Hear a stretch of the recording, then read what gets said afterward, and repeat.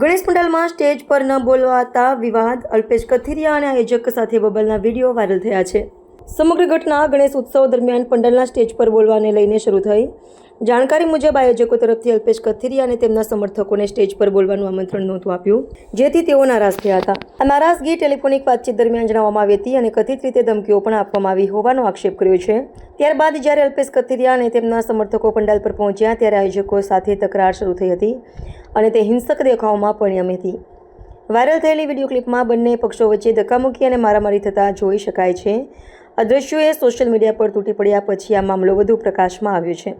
મારામારીની ઘટનાની માહિતી મળ્યા બાદ ઉત્તરાયણ પોલીસે બંને પક્ષોને પોલીસ સ્ટેશનમાં તેડી આવીને સમજૂતી કરી। પોલીસ અધિકારીઓએ બંને પક્ષો વચ્ચે સમાધાન કરાવવાનો પ્રયત્ન કર્યો। જોકે આટલી મોટી ઘટના અને જારમાં મારામારી છતાં બંને પક્ષોએ એકબીજા વિરુદ્ધ કોઈ ઔપચારિક ફરિયાદ નોંધવાનું ટાળ્યું છે। હેલ્મેટ ફરજિયાત બાબતે જે ગૃહ વિભાગે નિર્ણય કર્યો છે, ઘણા સમય પહેલા સુરતમાં પણ આ નિર્ણય લેવાયો છે। હમણાં 2 દિવસ પૂર્વ રાજકોટની અંદર પણ આ નિર્ણય લેવાયો। રાજકોટમાં લોકોના વિરોધનો સૂર ઉઠ્યો છે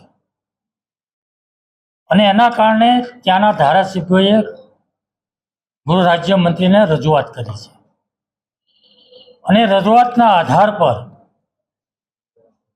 મને જાણવા મળ્યા મુજબ આજે રાજકોટની અંદર એક કાર્યવાહીની અંદર પોલીસ વિભાગે વિચારવાનું શરૂ કર્યું છે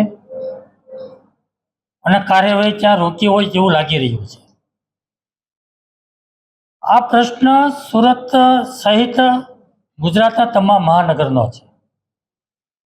હેલ્મેટ ફરજિયાત પહેરવા માટે જે કાયદો છે એમાં લોકોને અનેક પ્રકારની મુશ્કેલીઓ પડે છે, અનેક પ્રકારની તકલીફો છે અને એના કારણે લોકો એનો વિરોધ કરી રહ્યા છે। તો મારી ગૃહ વિભાગને વિનંતી છે કે આ જે લોકોની રજૂઆતો આવે છે, જે લોકોનો વિરોધ થઈ રહ્યો છે અને રાજકોટમાં જે રીતે વિરોધ થયો અને ધારાસભ્યો જે રીતે રજૂઆતો કરી એ પ્રમાણે આખા એ ગુજરાતની અંદર બધા જ મહાનગરની અંદર બધા શહેરોની અંદર હેલ્મેટ માટેનો વિચાર આપણે ફરીવાર કરવો જોઈએ।